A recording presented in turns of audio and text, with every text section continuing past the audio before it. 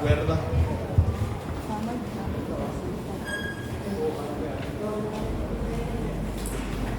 Como ustedes recordarán, conforme los pactos celebrados,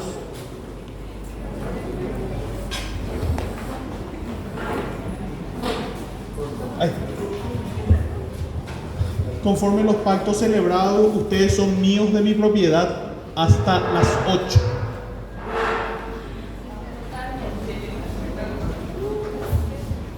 En virtud a aquel principio que rige el derecho internacional, que reza pacta sunt servanda. ¿Ustedes saben lo que significa pacta sunt servanda?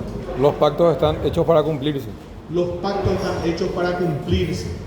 Eso significa pacta sunt servanda.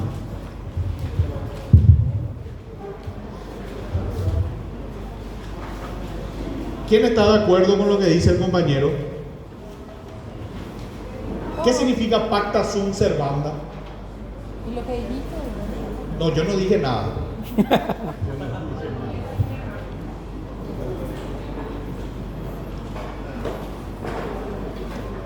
Allá el grupo del fondo, ¿qué significa pacta sunt servanda? Los pactos deben ser cumplidos. ¿Y qué pasa si yo te digo que lo que vos decís no es así?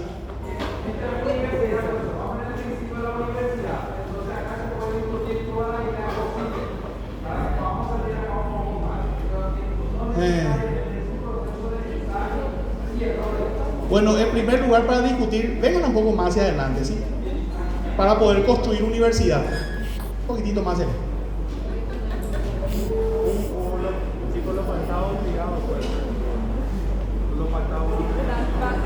Y ahora, perfecto. Ustedes dicen que tenemos que debatir. Y si yo les digo a ustedes que lo que ustedes dicen no es así, y ustedes se reafirman en que lo que dicen es así, entonces demuéstrenme por qué es así. Muchas cosas le dijo Galileo al Papa. ¿A qué? ¿Qué le dijo al Papa?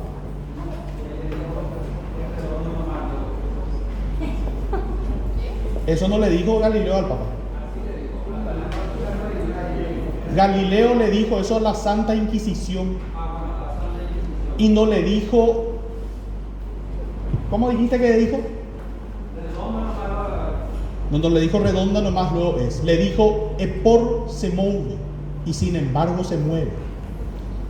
Eso es lo que le dijo Galileo a la Santa Inquisición.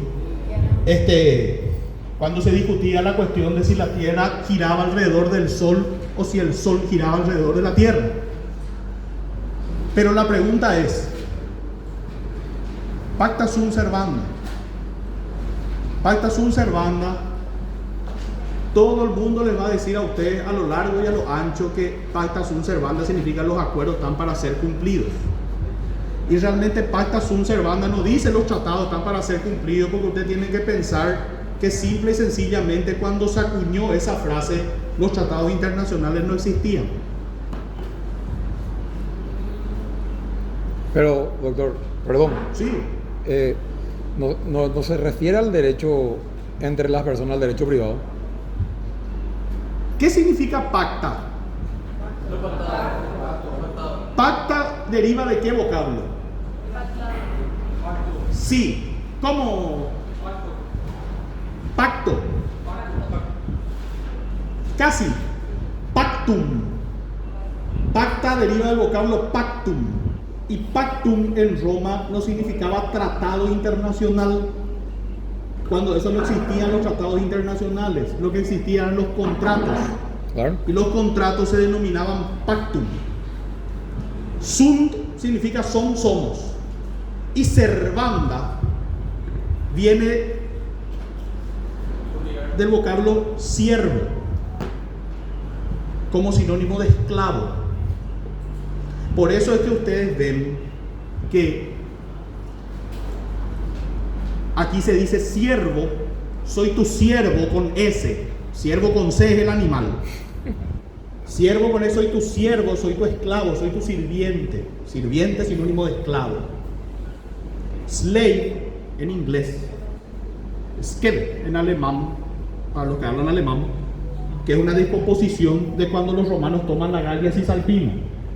Entonces, si juntan las tres palabras que estamos descomponiendo, pacta sunt servanda realmente significa somos esclavos de lo que pactamos. Eso es lo que significa pacta sunt servanda. No significa los tratados están para ser cumplidos. A partir de ahora, ustedes ya saben lo que realmente significa pacta sunt servanda. Y bueno, el lunes pasado me pidieron a mí que ceda mi hora para que rindan obligaciones juris vinculum, ¿verdad? Y ahora entonces, por eso yo tengo una hora más que ustedes van a disfrutar estando conmigo, ¿verdad? Políticamente correcta, sí, profe. Bueno, vamos a empezar con la lección 2 y vamos a hablar un poco de la globalización de las relaciones internacionales. Alguien aquí, ya que acá hay muchos iluminadas, ¿alguien me puede definir, no en un sentido técnico estricto, sino en una concepción súper coloquial? ¿Qué significa globalización? ¿Qué significa globalizar? ¿Qué significa vivimos en un mundo globalizado? ¿Alguien me puede colaborar con eso, como dicen los colombianos? Vivimos en un mundo conectado. Todos conectados. ¿Alguna otra idea? Crecimiento de economía. ¿Alguna otra idea? Globalización.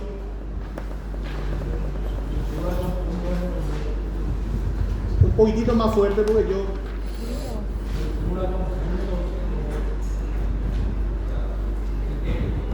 Muy bien. ¿Otra idea? Conexión, muy bien. Súper bien. ¿Alguna otra idea? Integración. Integrar cosas. Sí, muy bien. ¿Alguna otra idea? El nuevo orden político. Económico también.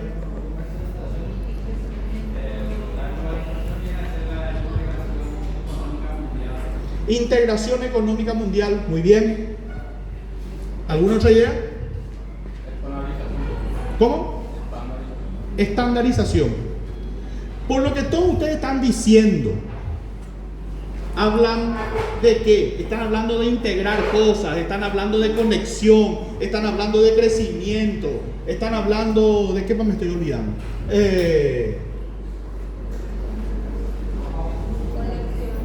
Trato de recordar todos los aportes de ustedes. Normal, entonces ustedes están asociando la idea de globalización a la ruptura de las fronteras. ¿Por qué? Porque se habla, cuando hablamos de globalización, de complejos procesos de interconexión que actúan en diversos órdenes, es decir, es holístico, es transversal, ¿verdad? ¿Por qué? Porque de una u otra forma afecta, abarca, involucra a cualquier área que a nosotros se nos pueda ocurrir, a cualquier área de las ciencias. Específicamente la cuestión de la globalización está más bien asociado a procesos tecnológicos. ¿Y por qué decimos procesos tecnológicos? Hoy en día, por ejemplo, este caballero me filma a mí, yo me siento Luis Miguel acá, ¿verdad? Con mi traje y con mi micrófono, y él me filma. No, mentira. Yo no canto ni en la ducha. Eso no era posible hace un tiempito atrás. Hoy en día el compañero con su teléfono puede enviar mensajes, hacer llamadas, responder correos, grabar la clase, hacer transferencias de sumas de dinero. Un montón de cosas, puede ver cómo está la bolsa. Y algunos todavía más osados sí que les mide el pulso, ¿cómo es? Les mide los latidos del corazón, ¿verdad? La oxigenación y un montón de cosas más. Yo siempre pongo como ejemplo, acá por ejemplo estuvimos hablando la otra vez de Bad Bunny. Hoy quien gana Grammy se llama Bad Bunny. Posiblemente todos los fanáticos de Bad Bunny en esta sala le siguen a Bad Bunny en Instagram y en TikTok. Es decir, ustedes ven lo que come Bad Bunny, ven su rutina de entrenamiento, si es que entrena Bad Bunny, ven lo que toma Bad Bunny y ven dónde farrea Bad Bunny en tiempo real. Él pone a disposición de ustedes esa información. Cuando yo era adolescente, nosotros teníamos que esperar a que salga alguna que otra noticia de nuestro artista favorito en la revista de domingo del ABC. Hoy ustedes saben lo que almuerza Bad Bunny y lo que desayuna. Entonces estamos hablando de que en una cuestión súper cotidiana, la globalización implica, involucra, importa ruptura de fronteras. ¿Y por qué estamos hablando de globalización en una clase de integración regional? Estamos hablando de globalización en una clase de integración regional porque la globalización es considerada, me corrijo. La integración regional y subregional está considerada como el fenómeno de globalización de las relaciones internacionales. ¿Y por qué decimos fenómeno de globalización o fenómeno globalizador de las relaciones internacionales? En primer lugar, por la ruptura de un paradigma. Un gran paradigma en el relacionamiento exterior se rompe con la integración regional, que era el relacionamiento puramente bilateral entre estados. Estado A con Estado B. Estado C con Estado D. A pasar a negociarse en bloques. Hoy en día vemos, por ejemplo, que está ahí gestándose a pasos torpes, ¿verdad? Pero bueno, estamos. El acuerdo birregional Mercosur, Unión Europea, Mercosur.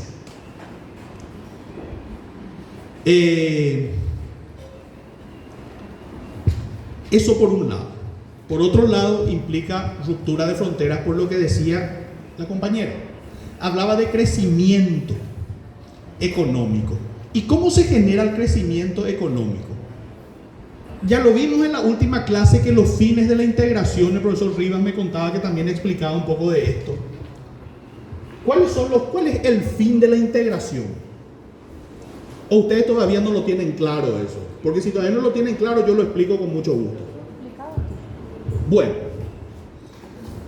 cuando nosotros hablamos de integración, es importante, ¿verdad?, para que sepan de qué rayos es lo que vienen a hablar ustedes los lunes y los martes a las 6 de la tarde.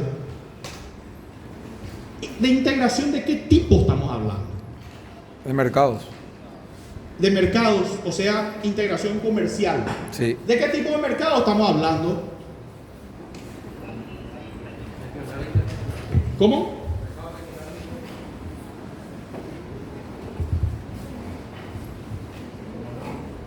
Señorita. Económico. O sea que nosotros aquí de lo que vamos a hablar es de integración económica. Y le agregamos un guión más en homenaje a los aportes de los compañeros. Integración económico-comercial.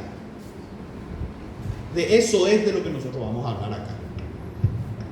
Y les pongo un ejemplo. El Mercosur. Mercosur son siglas de ¿qué significa Mercosur? Mercado Común del Sur. Mercado Común del Sur. Exactamente. Ustedes van a ver esto posiblemente con el profesor Rivas. Ya. Ustedes van a ver que los procesos de integración tienen diferentes estadios. Normalmente todos los procesos de integración inician con una zona de libre comercio. Sí. Ahí arranca. Después pasamos a un estadio un poco más ambicioso, que es el de una unión aduanera. Después nos vamos al mercado común. Y finalmente a la unión económica, monetaria y política. Estos son los estadios de la integración. Obviamente hoy la vedette de los procesos de integración desde el punto de vista del nivel de profundidad que alcanzó en la Unión Europea. Sí. Ellos alcanzaron hoy una unión económica, monetaria y política. Entre otras cosas por la adopción de una moneda única, el euro, ¿verdad? Se establece una eurozona y se establece un sistema comunitario de bancos centrales. Les vamos a explicar esto a profundidad. Hay economistas allí. Siempre suele haber algún economista en el turno noche que estudia Derecho. ¿No hay? No importa. Pero siempre pregunto por las dudas. Todo esto, chicos, que ustedes están viendo, no se preocupen, esto después se va a explicar exhaustivamente. Son procesos económicos de integración. Lo que se busca son apertura de mercados, consolidación de mercados únicos. ¿Para qué? Para desarrollarnos económica y comercialmente. Como decíamos hace rato, como hace rato digo en la última clase, uno de los grandes objetivos de la integración es la reducción de las asimetrías. ¿Y qué es lo que le llamamos nosotros las asimetrías? Las desigualdades. ¿En qué orden? En orden económico y comercial. ¿Por qué? Estructural también. Porque en un proceso de integración, chicos, en un proceso de integración, hablando pronto y mal, ¿verdad? Muchas veces piensan que yo soy despectivo cuando digo estas cosas. Pero yo no quiero ser despectivo, yo lo quiero ser realista. En un proceso de integración estamos los parientes pobres y están los parientes ricos. En toda familia hay parientes pobres y parientes ricos. Brasil es la sexta potencia económica del mundo. Y después estamos nosotros y los uruguayos. Y los argentinos con sus grandes problemas económicos. Entonces nos damos cuenta que en esa familia llamada Mercosur estamos de todas clases, de todo tipo de economías. Parientes ricos, parientes muy ricos, parientes pobres, parientes muy pobres. La misma cosa sucede en la Unión Europea. Y yo les pregunto una cosa. Cuando Grecia, cuando Portugal, cuando España entran en recesión económica, ¿quién es el que entra en salvataje económico de ellos? ¿Alguien sabe eso? La Unión Europea. La Unión Europea. ¿Quién dijiste? Alemania. El tractor europeo, dueña del billullo, de la plata, del pirapiré, del efectivo, entra en salvataje económico de sus parientes pobres. ¿Por qué? Porque los alemanes demasiado le quieren a los griegos. No, porque le va a afectar a ellos también. ¿Por qué les va a afectar a ellos?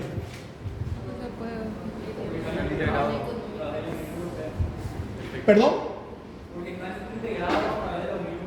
Porque están integrados por la Unión Europea. Por acá dijeron algo también. Efecto dominó, dice. ¿Alguna otra idea? Y comparten la misma moneda. Ahí está. Comparten la misma moneda. ¿Y qué es lo que puede pasar? El comportamiento macroeconómico de Grecia puede incidir en el valor del euro. Entonces por eso entran los alemanes, sacan la plata del bolsillo y entran en salvataje económico. Así nomás funciona esto. Pero le obligan a hacer algunas reformas. Por supuestísimo. Claro. Si yo le doy plata a mi hermano, ¿verdad? Porque se excedió en sus cuentas y tengo que entrar yo a auxiliarle para que no entre en Inforcom. Por supuesto que lo voy a hacer.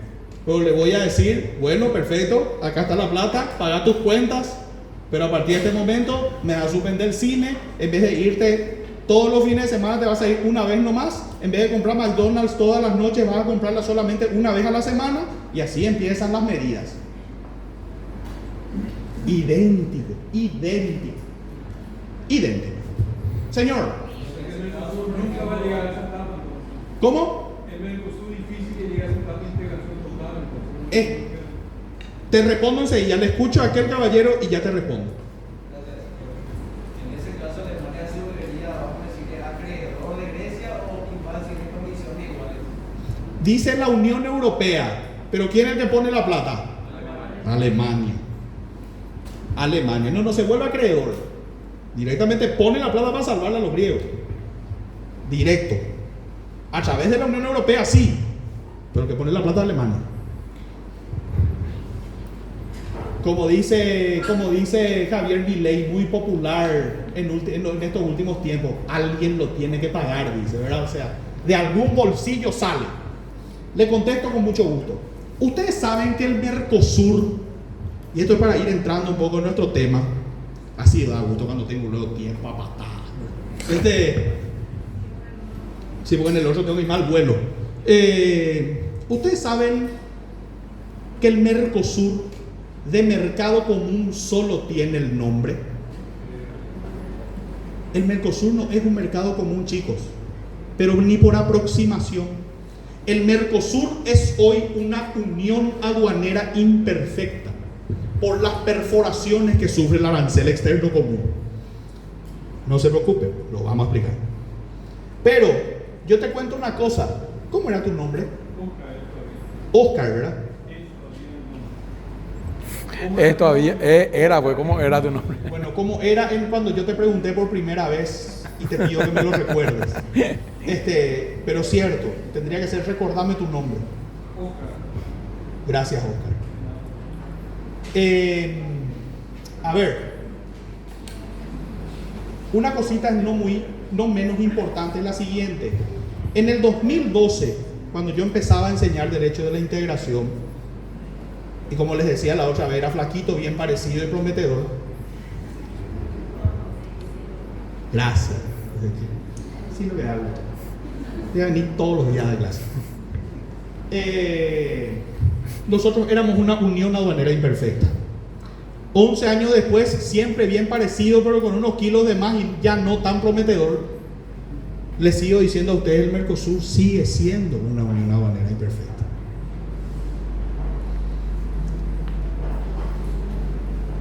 Tienen que suceder muchísimas cosas para que nosotros podamos convertirnos en un mercado común. Hoy en día existen profesores, especialmente profesores de tributario, que te dicen, el Mercosur no es una unión aduanera imperfecta. No existe una unión aduanera imperfecta por la sencilla razón de que la mujer no está medio embarazada, ¿verdad? O no está embarazada o sí está embarazada.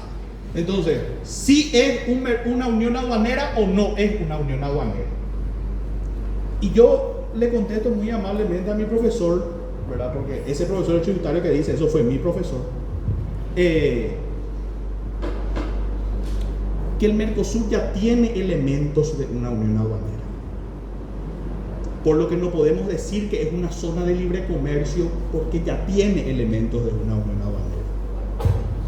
No es puramente una unión, o sea, no es una unión aduanera plena porque le faltan cositas, pero tampoco es una zona de libre comercio porque tiene elementos que ya hacen que no sea tampoco en puridad un área de libre comercio. O sea que si decimos, siguiendo la tesis de mi profesor, que el Mercosur es un área o zona de libre comercio, volvemos a que entonces la mujer está medio embarazada. ¿Por qué? Porque ya no es tampoco en puridad un área o zona de libre comercio, pero tampoco es una unión aduanera. Entonces seguimos en esa discusión. ¿Cuál es la ventaja entonces de continuar en el Mercosur? Con mucho gusto les respondo también eso. Ustedes saben,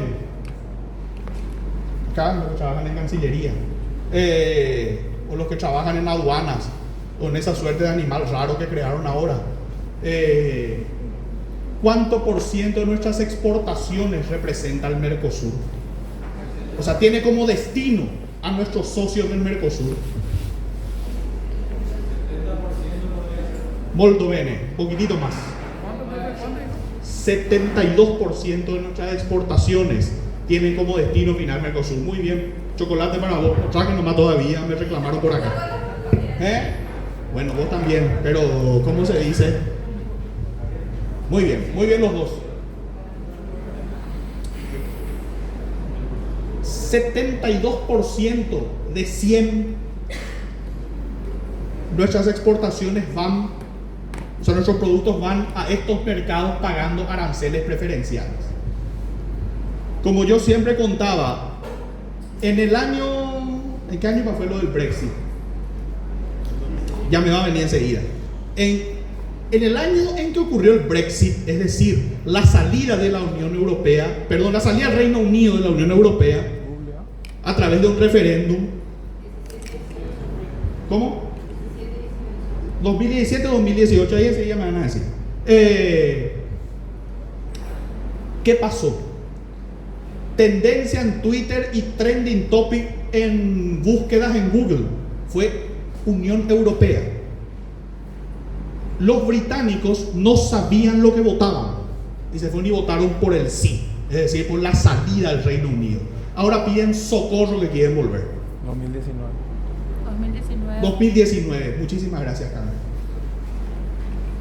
Hoy piden volver. ¿Por qué? Por lo que voy a pasar a explicar ahora. Vamos a hacer una larga explicación que espero que tenga sentido. Y espero que se agoten las dudas. Los pedidos en bloque tienen mayor descuento. ¿Alguien me puede definir lo que es el comercio? No hace falta una mega explicación. ¿Qué es el comercio? Intercambio de bienes. Me quedo porque en la primera luego ya respondieron bien. Intercambio de bienes. ¿Por qué le llamas intercambio? En ocasión, como se dice, siguiendo la tendencia de Oscar, ¿me recordás tu nombre? Marcelo. Marcelo. Gracias, Marcelo. Marcelo, ¿por qué le llamas intercambio? Porque es como, o sea, un país entrega algo a otro país que tal vez también necesite. Que hay alguien dispuesto a comprar y hay alguien dispuesto a vender. Señorita, Hay alguien dispuesto a comprar y hay alguien dispuesto a vender. la compañera dice, hay alguien dispuesto a comprar y hay alguien dispuesto a vender. Si yo le digo, ¿cómo te llamas? María, si yo te digo, te vendo mi borrador. Agarra. Ella me pagó 5.000 guaraníes por mi borrador, que ahora ya pasa a ser su borrador. ¿Por qué le llamamos intercambio a eso que ocurrió aquí entre nosotros? Porque yo le entregué un bien y ella a cambio, ¿verdad? Me entregó sumas de dinero, o sea, su precio en dinero. Gracias, María. Muchísimas gracias. Entonces, esa cadena de intercambio, chicos, vamos a hacer un ejercicio para que ustedes lo entiendan, porque acá todos van a ser abogados. Si esto fuese una cadenita, vamos a partir con el primer eslabón de nuestra cadenita. Vamos a suponer que nosotros nos dedicamos aquí. ¿Cómo te llamas? Mario. Mario y yo nos dedicamos a producir, a fabricar pinceles. Les pregunto, para que nosotros podamos determinar el costo de esto, de cuánto nos costó fabricar, ¿qué vamos a tener en cuenta, chicos? Un presupuesto. Bueno, ¿qué vas a contemplar en tu presupuesto? Los materiales. Materia prima, primer elemento. Después, tiempo de fabricación, valor tiempo. Otro, mano de obra, perfecto. Remuneración de tus empleados, de tus obreros que se dedican a producir esto. Sí, está bien, pero eso, a ver, se están yendo ustedes muchísimo más allá de lo que me dicen costo de producción, precio más utilidad.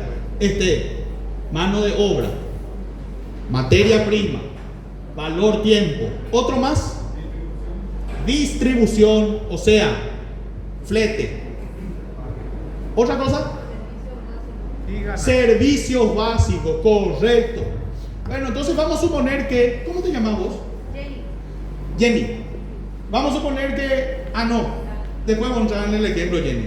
Mari y yo nos sentamos a hacer los costos y decimos, bueno, teniendo en cuenta salario, materia prima, valor tiempo, servicios básicos, flete, cada unidad de este pincel nos cuesta a nosotros como empresa 3.000 guaraníes por unidad, cada uno. Nosotros, le pregunto, ya tenemos aquí el pincelcito así, miren, súper producido, churro. ¿A quién le vamos a vender? ¿A quién le vamos a vender esto? Nosotros somos los productores, recuerden esto, productores. Al comerciante, es decir, aquella persona que va a comprar para volverla a vender y lucrar con esa enajenación. Correcto. Entonces vamos a suponer que nosotros esto, ¿verdad? Mario y yo como productores le vendemos a Librería Jenny. ¿En cuánto le vamos a vender a Librería Jenny? A mitad de precio. A mitad de precio. No, pues tengo que dedicar a la caridad entonces. A ver. Decime, Mario, ¿a cuánto le vamos a vender? Fuerte con voz de Calera la Verna. 6.000. A 6.000 guaraníes. Este Mario es un turco, ¿verdad? Imagínense que él va a tener 100% de utilidad. ¿Por qué? Bueno, ahí entramos. El segundo eslabón de nuestra cadena es Jenny, que ella es la comerciante. ¿Y ella a quién le va a vender? Al consumidor. Le va a vender a la consumidora, que en este caso va a ser Luciana, que se va a ir a comprar para entregarle esto al profesor de integración que le pueda dar su clase, ¿verdad? Entonces, esto, chicos, para nosotros, para Mario y para mí, que somos los productores, se llamó costo operativo. Y me van a perdonar, esta primera parte es muy económica. Después vamos a pasar a lo jurídico. Jenny ya no tuvo costo operativo porque ella no produjo, ella compró hecho. Entonces lo de Jenny se llama costo de adquisición. 6.000 guaraníes ella nos pagó a nosotros para adquirir esto. ¿En cuánto, Jenny, le vas a vender esto a Luciana? Ay, joder. Dios nos libre de ustedes. A ver, 9.000 o 10.000. quédate con uno. 9.000. 9.000, muy bien. Son todos ustedes unos turcos. Acá hay lo... Y cuando yo me refiero a turcos no lo digo en sentido peyorativo. Lo estoy diciendo que los turcos son muy hábiles para los negocios. Asmet. Sí, acá hay uno, doctor. ¿Quién es turco acá? Ahmed. Preguntarle cómo se llama, doctor. ¿Cómo se llama? Y su apellido. ¿Y de dónde sos? Líbanes. Perfecto, pero yo le cuento que a todito se le dice turco, ¿verdad? Entonces, pero yo te cuento una cosa. En noviembre del año pasado yo estuve por Estambul. Y son unos genios, son unos genios. Cuando vos te vas paseando por la vereda y pasás frente a un negocio, el vendedor está parado en la vereda. Y obviamente ya se dan cuenta por tu pinta de que sos súper turista, ¿verdad? Te vas pues sacando selfies, esas cosas, ¿verdad? Una licitación estás haciendo de que son turistas, ¿verdad? Entonces te mira el tipo y te dice Turkish, English, español. Dice, o sea, en lo que vos le pidas, él te va a hablar con tal de venderte. Son muy hábiles, en serio. ¿Cómo? Sí, la hablan guaraní. No, hice la prueba, pues, catún de ahí.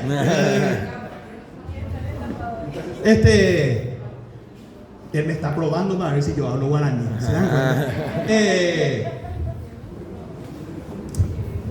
Todos estos chicos, Jenny, por ejemplo, cuando compró eso, cuando ella compra, ella tiene otra vez que fijar su precio para venderle a Luciana.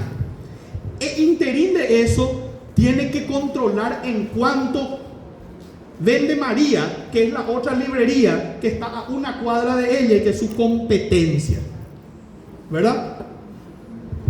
Entonces, ese juego, ese muñequeo, por decirlo de alguna manera, para para la cual ella va a determinar cuánto es su costo. Eso tiene, la otra vez me dijeron en el turno mañana cuando hice esta misma explicación, me dijeron, profesor, eso pues ya no se dice más ahora, me dice. Porque yo le pregunté, ¿cómo se le dice a ese ejemplo, o sea, a esa situación en la cual el nene le pretende a la nena? Y dicen, fulano le está, punto suspensivo, a fulano, ¿verdad? Y surgieron, los más increíbles verbos que se les pueda ocurrir al ser humano. Empezando por tanteo, por conquista, por de todo un poco. Yo lo que me refería, para no hacerla larga, es especulación. En mi época por lo menos se decía así, fulano a full está especulando a fulana. Pero ese era. ¿Y qué es lo que hace ese fulano que le está especulando a full a la fulana? ¿Por qué se le llama de esa forma? Nunca se pusieron a pensar. No, ustedes me van a decir, no se usa esa palabra. ¿Qué es lo que haces? Lo primero que preguntas es si tiene novio, ¿verdad? Fulana tiene novio. Respuesta negativa, ¿está saliendo con alguien? Y si te dice, está saliendo con alguien y medio tiene chance y vos vas a entrar ahí en el medio, ¿verdad? Para ver si...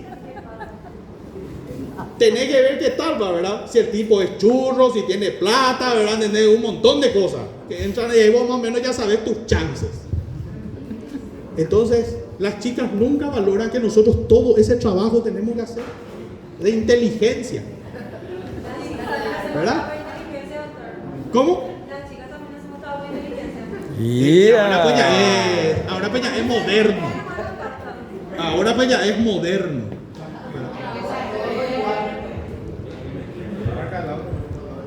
Yo le cuento que... No, mejor no le cuento. La historia es que a eso se le llama... ¿Cómo te llamabas vos, niña? Natasha. Eso es especulación. Y que eso, en términos comerciales, ocurre exactamente lo mismo. Ella va a controlar en virtud en el precio que compró la mercadería, en cuánto vende, para ver si ella lo puede hacer un poco más atractivo. Le suma una promoción que si llevas un pincel te damos también un sacapunta, ¿verdad? Bueno, y ahí empieza. Especulación. Perfecto, eso es el comercio. Pero ¿cómo se dice? Esta actividad que nosotros estamos describiendo es el comercio, pero en un sentido o en una concepción económica. Nosotros estamos describiendo al comercio como lo es económicamente hablando. Acá no hay una pizca de jurídicos, nada. De jurídico esto no tiene ni la J. Y si les pregunto, chicos, el concepto de mercado, ¿qué me dirían? Lugar en el cual físico o virtual en el cual se realizan. ¿Cómo te llamas vos? Diego, muy bien, Diego. Tiago. Tiago, qué sensible que son ustedes, che. Repetí con voz de carrera. Lugar físico virtual en el cual se realizan transacciones económicas. Ñacapona, Tiago. Muy bien. ¿Cómo? Chocolate. Nueva, Tiago. ¿Saben qué es lo que me preocupa? Que hasta ahora arriero me meterse, lo que voy a repartir mis chocolates. Van a decir, ahora vino el profesor de integración y empezó a todos los muchachos empezó a darle chocolate. ¿Qué? Pero vos ni hace rato ya ganaste el chocolate, ¿para qué te preocupas? Al contrario, yo quiero que las chicas ganen los chocolates. Ustedes no me creen, en serio va a llegar un buen día que yo voy a venir con los chocolates. Y esto se va a convertir, esta clase se va a convertir en los juegos del hambre, se va a convertir. Les quiero mostrar cómo se van a tonguear con los chocolates. Van a empezar a salir las respuestas más variopintas para explicar los fenómenos.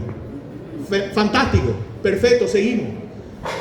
Tiago explicaba, lugar donde físico virtual, donde se realizan transacciones económicas. Yo le sumo un poquitito más a lo que él dijo y normalmente se dice que el mercado es el espacio donde concurren la oferta y la demanda. Por eso es que sus abuelas les decían a ustedes, se me voy a acompañarme al mercado, ¿verdad? Y ustedes iban a ir con ellas o con ella al mercado de Abasto, al mercado 4, al mercado de San Lorenzo, al mercado de Luque, según corresponda. ¿Y por qué se le dice a eso? Se le dice mercado, en una concepción de que ahí están todos los que quieren vender cosas y vamos todos aquellos quienes queremos comprar. Claro. Por eso se le llama mercado, en sentido figurado. Espacio donde concurren la oferta y la demanda. Tiago le sumó un elemento muy importante. Antes se le decía espacio físico donde concurren la oferta y la demanda. Hoy con las transacciones comerciales electrónicas, entonces ese espectro se amplía en una concepción también virtual. Fantástico. Entonces yo les pregunto a ustedes, para ir cerrándola, ¿cuál sería la diferencia entre comercio y mercado?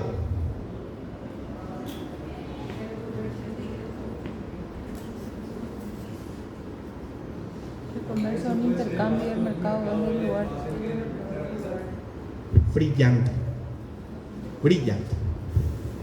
Estamos hablando que el comercio es una actividad y el mercado es el lugar donde se desarrolla esa actividad. Fantástico.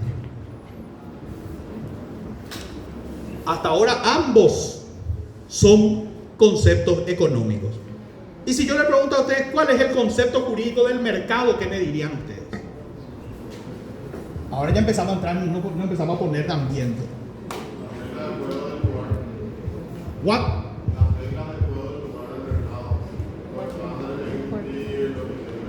Las reglas del juego del lugar, dice Juan. Bien, Juan. Otra idea. Reglas del juego del lugar. Otra idea.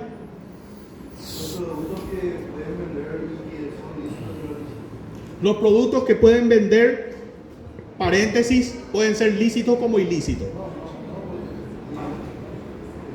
Porque decimos que también el mercado de la marihuana, decimos, ¿verdad? Entonces, El mercado negro. el mercado negro. Los límites del comercio y del mercado. Lo que dijo Juan, ahí está Juan, está así, esto fue una adivinanza, así caliente, caliente, caliente, ¿verdad? Dice que está nomás. Serían las bases y las condiciones. Caliente, caliente, caliente. Explíquenme, así como decía mi maestro profesor Becconi, va a ser su profesor en el próximo semestre. Explíquenme así con términos sexys. A ver, ¿cómo sería así? ¿Cómo sería el concepto jurídico del mercado? Abrimos paréntesis en términos sexys. Cerramos paréntesis. Muy bien. Poquitito más. La regulación del mercado, que no es otra cosa que lo que dijo ahí mi amigo Juan, ¿verdad? Que está ahí hablando con su... No sé, audio de quién es lo que está escuchando Juan. No nos vamos a meter en ese problema. Pero lo que dijo Juan. Las reglas de ese lugar. Que no es otra cosa que, en términos sexys, la regulación legal, si es del mercado, de ese lugar. Si es del comercio, la regulación legal de la actividad. ¿Y cómo ustedes lo regulan eso? Y ustedes van a ver, ¿verdad? Ahora, ya que ustedes están estudiando, que obligatio juris vinculum quod necessitare, ¿verdad? Bueno, y vamos. Van a ver que cómo se regula el comercio. Porque el comercio, esa actividad, se instrumenta a través de contratos, ¿verdad? Contrato de compra-venta, contrato de intermediación, contrato de locación, y así los diferentes tipos contractuales comerciales. Y el mercado, las reglas del juego, directamente. Están súper bien. Ahora,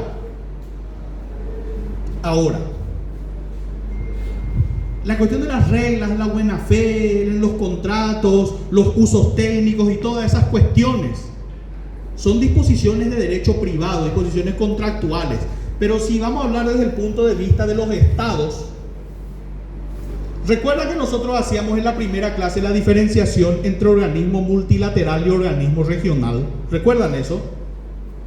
¿O no recuerdan?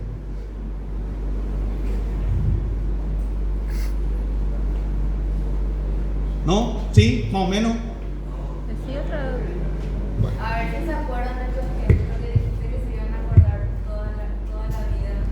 Miren el desafío que le está tirando a ustedes Porque e te dije indirectamente a mí. Porque te había dicho explicar de esta manera y me dijiste no, así se van a acordar. Ah, y bueno, entonces yo te doy la vuelta a la tortilla. Si con mi ejemplo prácticamente dibujado no se acuerdan, no querés ver con tu ejemplo que era sin dibujo. Era más fácil. Pero ¿entendés? Entonces, Que explique. ¿Quieren acordar de Que Pablo? explique ella, pues. Aparte, si quieren acordar de Pablo. ¿cómo? Si puedes repetir. ¿Cómo no? Con mucho gusto. Pero voy a hacerlo ya con mi ejemplo. Si no, va a matar acá hasta diciembre y voy a seguir explicando el concepto de organismo multilateral y organismo regional. El mercado, chicos, desde el punto de vista de la regulación a través del derecho internacional público, se puede dar de dos formas. El mercado puede ser mundial o puede ser regional. ¿Verdad? Sí. Bueno, el mercado mundial, ¿a través de qué reglas se regula? ¿Quieres que diga? Sí, Claro. antes GATT, hoy Hoy Organización Mundial de Comercio, por las reglas comerciales administradas por la Organización Mundial de Comercio. Y el mercado regional o los mercados regionales a través de las reglas comerciales de los procesos de integración regional. Ahora, ¿se dan cuenta por qué toda esa larguísima explicación económica para entrar en lo jurídico? Si hablamos hoy del mercado, chicos, estamos hablando de que el mercado, desde el punto de vista de los estados, tiene una doble regulación. La regulación multilateral a través de las normas OMC y la regulación de los mercados regionales a través de las reglas comerciales emanadas de los procesos de integración. Ahora, entramos en un problemita, porque siempre podemos complicar más las cosas. ¿Quiénes son los países que integran el Mercosur? Uruguay, Argentina, Brasil. Uruguay, Argentina, después Paraguay, después Brasil, después no, Bolivia todavía no. Venezuela. Venezuela. A ver, si yo te pregunto a vos, ¿estás suspendido? ¿Te estoy diciendo dejaste de ser o te estoy diciendo estás en capilla? Estar suspendido no implica dejar de ser. Y fue una discusión que tuvimos cuando al Paraguay se le suspendió en el 2012 como Estado miembro del Mercosur. se le impidió de participar. Sí. A ver. Se le suspendió en su participación en los órganos de decisión del Mercosur. Y así entró Venezuela. Suspendido. Y fue uno de los grandes debates, porque justamente entró Venezuela y la discusión era si se requería o no el acuerdo de Paraguay, porque Claro. Paraguay seguía siendo Estado miembro, a pesar de estar suspendido. Entonces, suspendido no significa que dejen de ser, pero bueno, esa no es la discusión en este momento. La pregunta es, ¿Argentina es miembro del Mercosur? Sí. ¿Es miembro de la OMC? Sí. Sí. ¿Brasil es miembro de la OMC? Sí. Sí. ¿Paraguay, Uruguay y Venezuela son miembros de la OMC? Sí. Sí. El problema, por ejemplo, de la hidrovía, que es una cuestión comercial, justamente dicen que aquí los iluminados de la Cancillería se están debatiendo todavía dónde van a ir a reclamar la cuestión de la hidrovía. Y yo digo que tenemos dos alternativas: o nos vamos al Mercosur o nos vamos a la OMC. No, porque si te dije iluminado.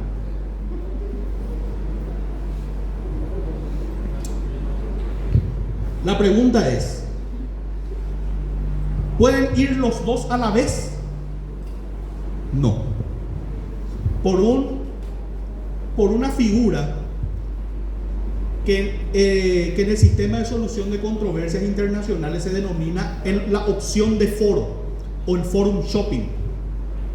O sea, el protocolo de Olivos te dice que ante una controversia de carácter comercial, los Estados miembros pueden decidir si someten esa controversia al sistema de solución de conflictos del Mercosur o si llevan a un panel ante la OMC. Lo único que establece la regla es que la elección de un foro u otro es excluyente del otro. O sea, si decimos, bueno, nos vamos al Mercosur hasta que termine y se dicte el laudo arbitral que da por concluida la controversia. No es que podemos decir, bueno, en el Mercosur nos fue mal, ahora vamos a ir a probar a la OMC. Eso es lo que no se puede, o viceversa. ¿Por qué? Justamente, chicos, por lo que estamos hablando, por esa doble regulación que existe en el mercado. Pero para que ustedes puedan entender esto con mayor detenimiento, tenemos que explicar lo que es la OMC. Organización Mundial de Comercio. Bueno, ustedes ya deberían saber lo de internacional público, ¿verdad? Si vamos a hilar fino. ¿Alguien sabe qué es la OMC? Organización Mundial de Comercio. Sí, ese es el nombre. ¿Qué es la OMC? Pero yo a vos te estoy preguntando. Organismo Internacional de Cooperación. ¿Qué organismo internacional? Organismo internacional, multilateral. ¿Y a qué se dedica? Regula el comercio internacional, correcto. A escala obviamente multilateral, ¿por qué? Porque sus miembros son de todas partes del mundo, no es solamente de una región. ¿Cómo? A través de disciplinas comerciales, dice la compañera. Ahondamos un poquitito más. La OMC, hablando pronto y mal, viene a sucederle al GATT. ¿al qué? GATT. Alguien dijo por acá. Digan pues. Qué cobardes que son. A ver, digan pues. Decile. El GATT. Por eso que ahí Natasha le pregunta al tipo, le dice, ¿me querés o no? Le dice, ¿verdad? Que se queda callado y es cobarde. ¿Verdad? El GATT. Muy bien.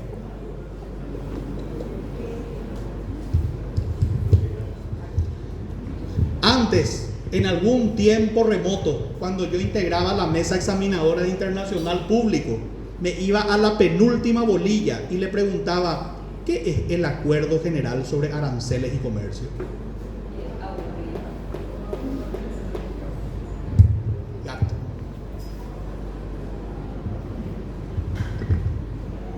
El GATT era un foro donde se decidían justamente antes de la creación de la Organización Mundial de Comercio las distintas reglas del comercio mundial. Una de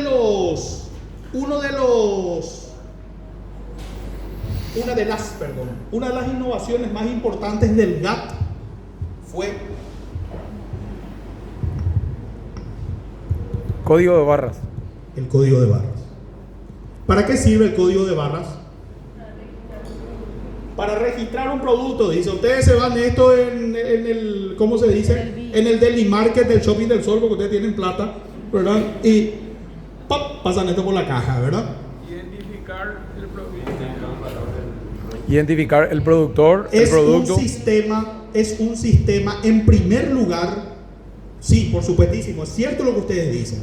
Es un sistema de identificación de mercaderías. Pero antes que de identificación de mercaderías, chicos, es un sistema de codificación internacional de mercancías.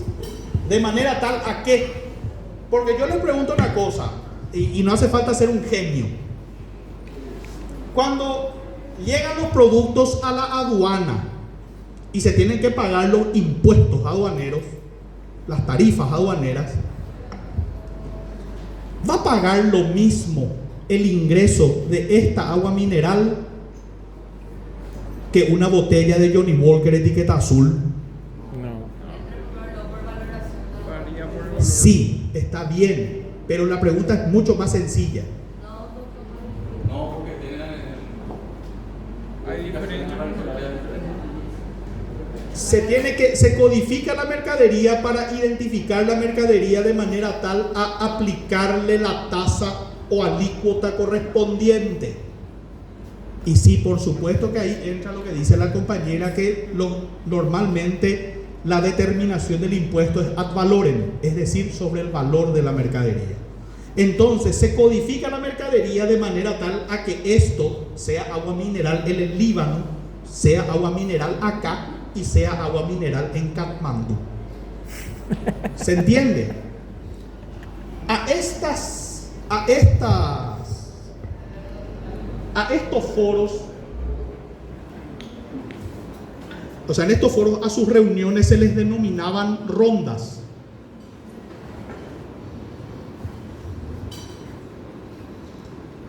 Y hay una que es muy célebre, muy conocida, que es la famosa Ronda Uruguay,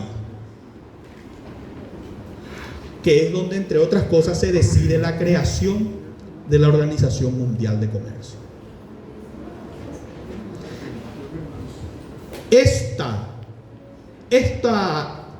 ¿Cómo se dice? Esta negociación culmina en un instrumento internacional que se denominó Acuerdo de Marrakech.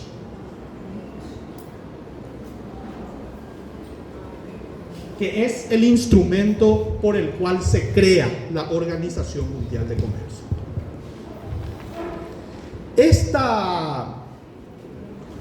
Y esto ustedes me van a preguntar, hasta aquí todavía ¿dónde lo conectamos? Todavía no lo vamos a conectar. Este acuerdo de Marrakech, me quedé medio sin pizarrón, entonces me vengo acá. Este acuerdo de Marrakech, chicos, tuvo 3 anexos, o tiene 3 anexos. Anexo A, anexo B y las ADPIC. Anexo A, que es sobre el libre comercio de mercaderías. Anexo B, que es libre comercio de servicios. Y ADPIC, que es acuerdo sobre los aspectos de la propiedad intelectual relacionados al comercio.